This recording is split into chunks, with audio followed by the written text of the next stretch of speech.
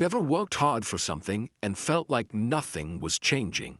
You wake up early, you give your best, and still, the results don't come when you expect them. Days turn into weeks, effort turns into exhaustion, and you start to wonder if what you're doing even matters. Sometimes life makes you wait longer than feels fair. You see others moving ahead while you're still in the same place, doing the same work, hoping it will finally pay off. But what if the waiting isn't a waste of time? What if it's part of the process that shapes you into someone stronger? This is the story of a young man who learned that what grows slow often lasts the longest. His name was Darrow, and his journey began with the one thing most people tried to avoid: patience. Darrow lived in a small riverside village known for its pottery. Every house along the river had a kiln, and the air often smelled of baked clay. His father, once the best potter in town, had taught him how to shape the earth with his hands. Darrow was young, in his early 20s, full of ideas and energy. He dreamed of selling hundreds of pots in the next village and becoming famous for his designs. He worked faster than anyone, spinning, shaping, baking, rushing from one pot to the next. But the faster he worked, the more problems came. The clay cracked, the handles broke, the colors faded unevenly. Still, Darrow refused to slow down. "I can't wait days for them to dry," he said one morning. "If I do, I'll miss the market." His father watched quietly before replying, "Clay listens only to time, my son. If you rush it, it breaks." Darrow sighed. "Maybe that was true in your time, father, but people want things fast now." The old man only smiled. "Time hasn't changed, Darrow. We have." Darrow didn't answer. He turned back to his wheel, pressing the clay harder, spinning faster. He wanted to prove that patience was overrated, that hard work and speed were enough. But by the end of the day, 4 of his new pots had cracked in the fire. He stared at the broken pieces, angry and embarrassed. His father didn't scold him. He simply said, "Every craft has a rhythm. You can fight it, or you can learn it." Darrow didn't reply. He just swept the broken pieces aside and started again. But deep down, something in him was restless. The next morning, as the sun rose, the town crier announced the upcoming Harvest Festival, the biggest event of the year. The winner of the invention and craft competition would earn a place in the great trade market. Darrow's eyes lit up. "This is my chance," he said. "If I make 100 pots, I'll finally be seen." His father looked at him with calm eyes. "Make 10 that last. The rest will follow." But Darrow wasn't listening. He was already at the wheel, his hands moving fast, the sound of spinning clay filling the room. He worked all day, but impatience made him careless. He didn't check the moisture. He baked the pots before they were ready. By night, his shelves were full of pots that looked perfect, until the heat touched them. One by one, they began to crack. Darrow sat on the floor, his hands covered in clay. For the first time, he didn't feel proud of his speed. He just felt tired. The next few days were restless. Darrow woke early, worked late, and barely stopped to eat. He shaped dozens of pots, rushed the drying, and stacked them near the kiln. His father passed by quietly, watching him hurry. "Let the air do its work," he said softly. "Even fire obeys patience." Darrow wiped sweat from his forehead. "If I slow down, I'll lose the market." That night, he baked 20 pots at once, the kiln glowing orange in the dark. He stood proudly beside it, thinking of the silver coin prize he might win. But when morning came and he opened the door, his smile disappeared. Most of the pots had cracked. Some had exploded. Darrow's mother heard the noise and ran out. He stood there staring at the broken pieces, speechless. His father picked one up and turned it slowly in his hands. "This one wanted more time. You didn't listen." Darrow's voice rose. "I worked harder than anyone. Why does nothing last?"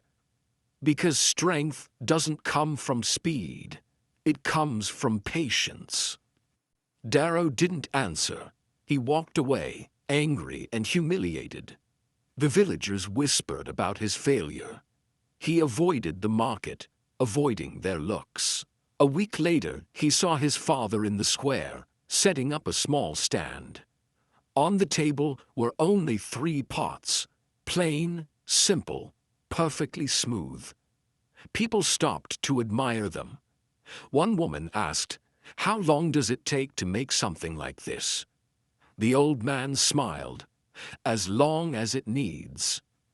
Darrow stood in the crowd watching. For the first time, he didn't feel jealous. He felt empty.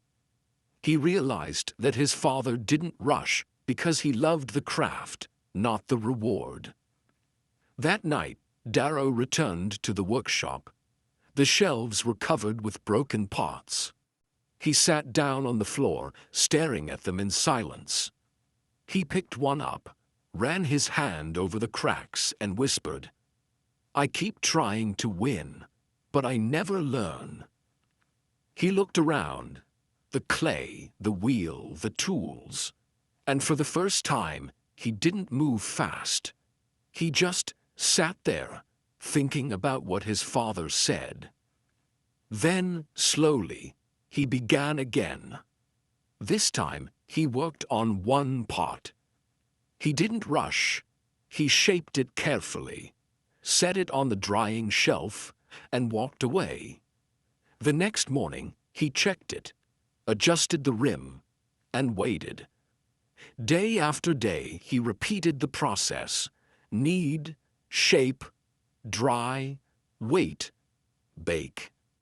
The village children passed by his workshop and laughed. "Only one pot, Darrow? At this rate, you'll be done next year." He smiled. "Maybe, but it will stay whole." His hands moved slower now, but steadier. He was learning what he once refused to hear. Patience wasn't weakness. It was control. By the end of the month, Darrow had only a few pots, but they were his best work. Smooth, balanced, strong. When he tapped one, it gave a clean, ringing sound. His father came by, touched the rim, and nodded. "Now the clay listens to you," he said. I smiled faintly. "No, father. I finally learned to listen to it." Weeks passed quietly. The sound of Darrow's spinning wheel returned to the mornings, but slower this time. Steady, almost peaceful. He no longer rushed the fire or stacked wet clay into the kiln. He had learned to wait. Then came the announcement. The harvest festival was only a week away. Posters went up in the square, and villagers began preparing their best crafts.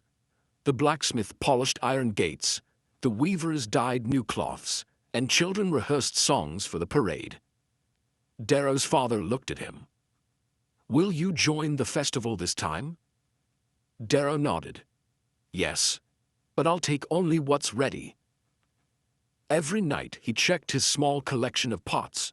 No cracks, no chips, no rush marks. Each one told a story of quiet hands and long hours. On the morning of the festival, he packed them into a cart, padded with straw, and walked slowly toward the square. He didn't expect to win anything. He just wanted to show what he had learned. The square was bright with banners and music.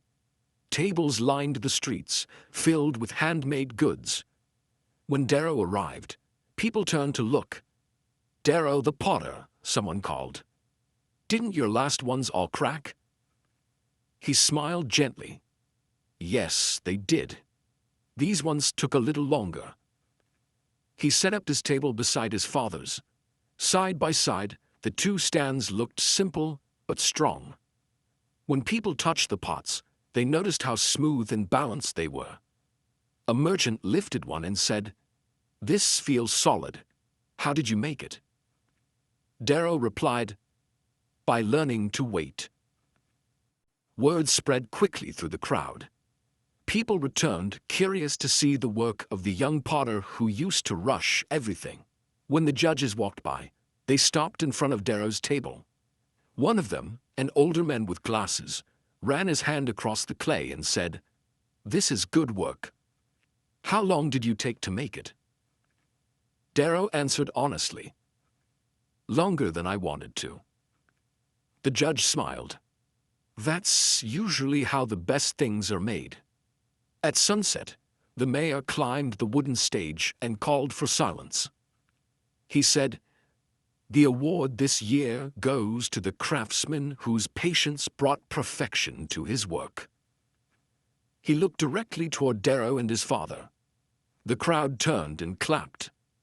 Darrow stood there in disbelief. His father patted his shoulder and whispered, "You see, time listens too when we learn to wait." The mayor placed a small silver coin in Darrow's palm, the symbol of craftsmanship and honor. It wasn't the prize that made him emotional, it was the meaning behind it. He finally understood what his father had been teaching him all along. That night, as they walked home under the lanterns, Darrow pushed his cart slowly along the dirt road. The sound of the pots inside was soft and steady. He looked at his father and said, "I used to think patience was doing nothing. Now I know it's doing the right thing long enough to see it grow." His father smiled quietly. "Then your hands have learned what your heart was missing." The festival ended. The songs faded, the square emptied, and life in the village returned to its quiet rhythm. But inside Darrow's workshop, something new remained. He no longer worked to impress anyone. He worked because he loved the calm that came with doing one thing right. Every morning he shaped clay with steady hands. Every evening he cleaned his tools and left the bench ready for tomorrow. People noticed. When their pots cracked, they brought them to Darrow. He repaired each one with care and a small smile. Old Mrs. Io said, "You've grown patient, my boy." He replied, "I just learned that rushing breaks more than clay." Even travelers came to watch him work. He spoke little, but his hands said enough. One afternoon, a child asked, "Doesn't waiting make you bored?" Darrow answered, "If I rush, I start over. If I wait, I finish." Months passed, then years, and Darrow's workshop became known across nearby towns. He had grown older and calmer. One evening, his father came to visit.